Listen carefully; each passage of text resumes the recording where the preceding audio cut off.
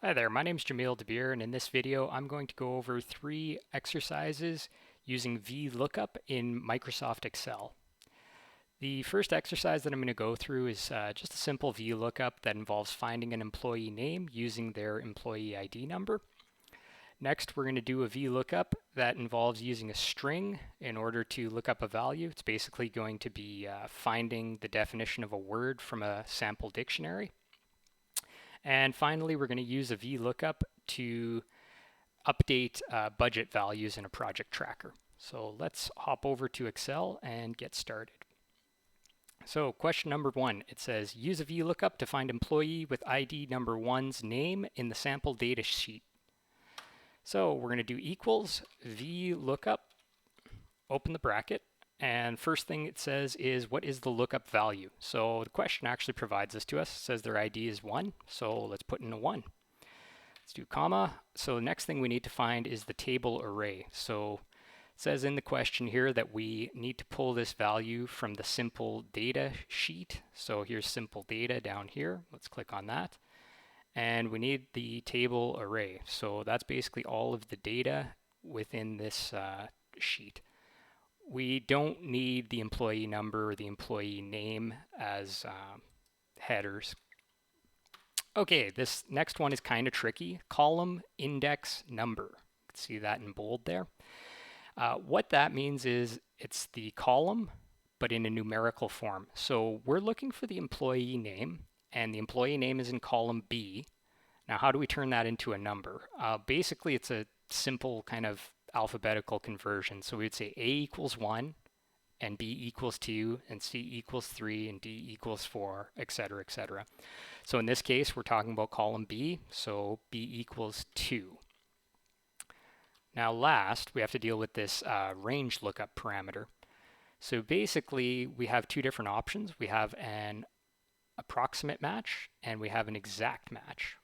We're going to be looking for an exact match, so we can use 0 for false, and that's going to give us an exact match. So let's push enter and see if it worked. Cool. So we just gave this VLOOKUP function the employee ID number, and we got the name of the employee out. The employee was Jim.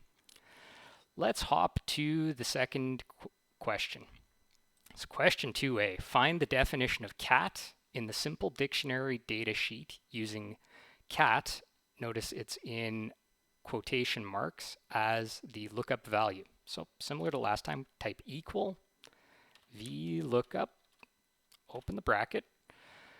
What is our lookup value? So it told us in the question, it said it's cat with quotation marks.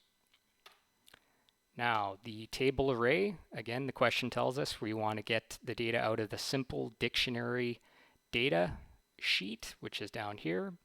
So we're just going to take these couple down here. So we have cat and dog.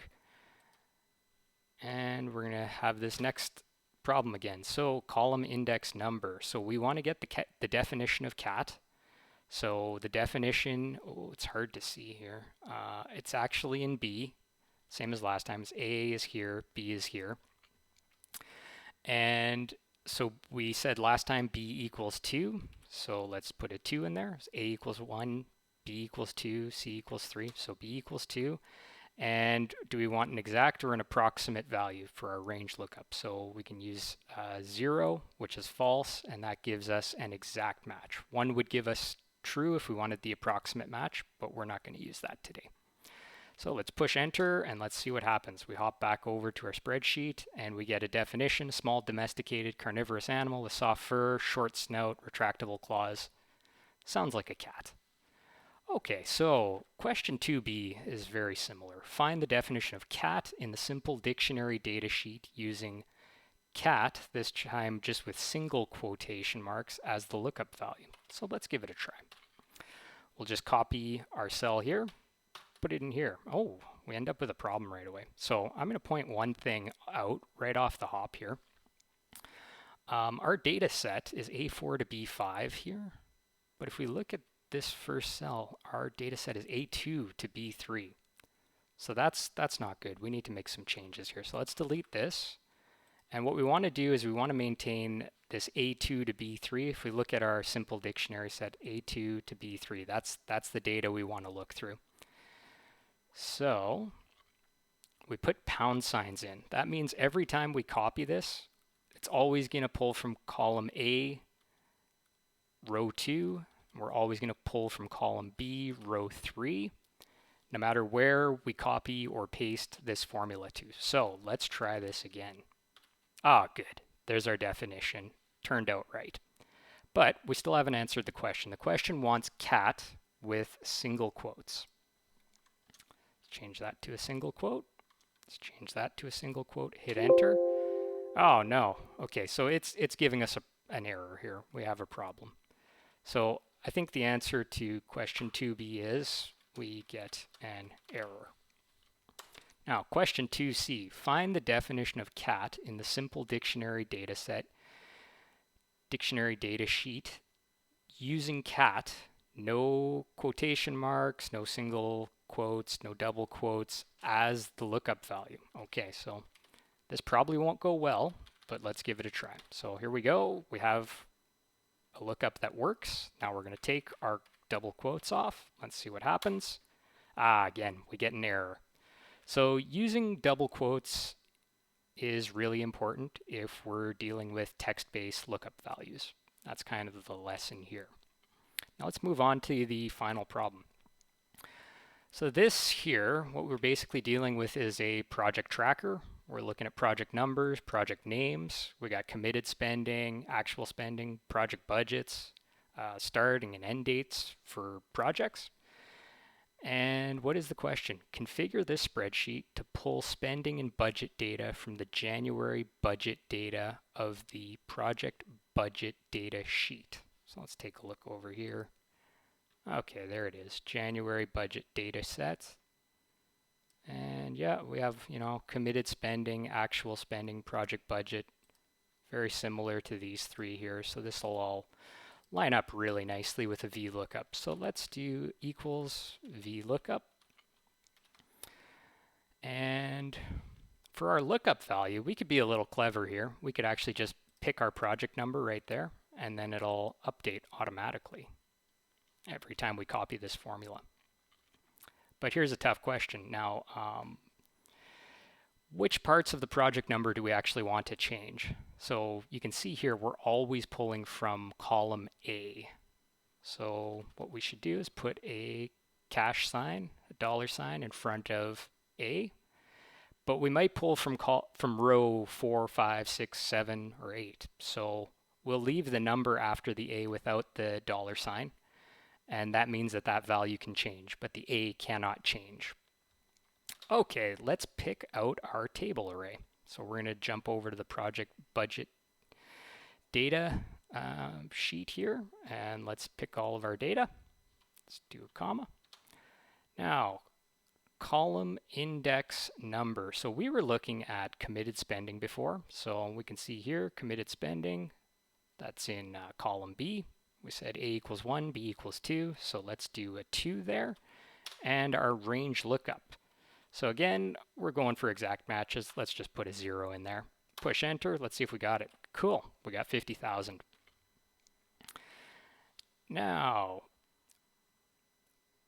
one problem I can already tell we'll have is, so when we go to copy this over, a bunch of our values are going to adjust automatically here. So we have A3 to D7 on our project budget data. And now we have B3 to E7. So here what we're going to want to do is put in cash A, cash 3, $D, $7, push enter. That still works. Now we'll copy this over to D. Okay. And now we end up with 50,000 again. Now we have one problem here. So our column index number is 2, and over here column index 2 is committed spending, but we're looking at actual spending. So we want to change this to 3. We're going to still get the same value. It's still 50,000 on project number 1, but we want to pull from the right column. We want our formulas to be correct. We're missing a comma here. Oh, that got added in by accident. We just want the number 3 there. There we go. That does it. And we're going to copy this over one more time. We knew the 3 wouldn't update, so we got to change this to a 4 because we know our project budget value. That makes sense, right? We have $100,000 for project budget. We committed to spend 50,000. We've actually spent 50,000, so still within budget. Now we need to just copy these down. You can pick the little square in the corner here, drag it down. Oh, we're getting a bunch of zeros. Bunch more zeros. Okay, project budget. Okay, so that actually works because we are getting our project budget values. So looks like question 3A is complete. Let's move on to question 3B. Update the data on this spreadsheet to use the March budget data from the project budget data sheet. So how would we do that? It's going to be pretty easy actually. So our March budget data is down here. We already know that this project status report sheet is going to update based on everything that's in this area here. So more or less what we could just do is copy this, do Control C, Control V right here, hit escape. And we can take our little tag here just to keep things organized so no one else gets confused. And we can just delete all of this down here. We don't need it anymore. So let's look at our project status report. Oh, okay. Remember there were all these zeros in the actual spending, and now things have filled in. So same on the committed spending side here. Things have changed around a little bit. It was 50,000 before for project 1. Now it's 100,000 for project 3. So we can see things kind of update nice and easily using VLOOKUP. And with that, I'm going to just hop over and we'll do a quick little recap in PowerPoint. So those are topics. Oh, so here's the recap. So VLOOKUP requires 4 different parameters. We need a lookup value. So that's what you want to search for. Could be a number, could be a string. Make sure you use double quotes if it's a string. We need a range of cells containing the lookup value. So they call that table array. So you remember we were hopping from one sheet to the other and picking off kind of a range of cells. The third thing VLOOKUP requires is that you specify the column you want VLOOKUP to return a value from as a numerical, and numericals in bold, numerical value. So you got to remember this: A equals 1, B equals 2, C equals 3, etc., etc.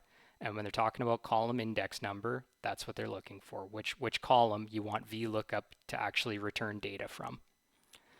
So that could be the column containing an employee's name, could be a column containing a definition if you were looking up a word, or it could be a column containing a specific type of budget value, maybe a committed spending or an actual spending, or even just an overall total budget. There is an optional parameter that's number 4.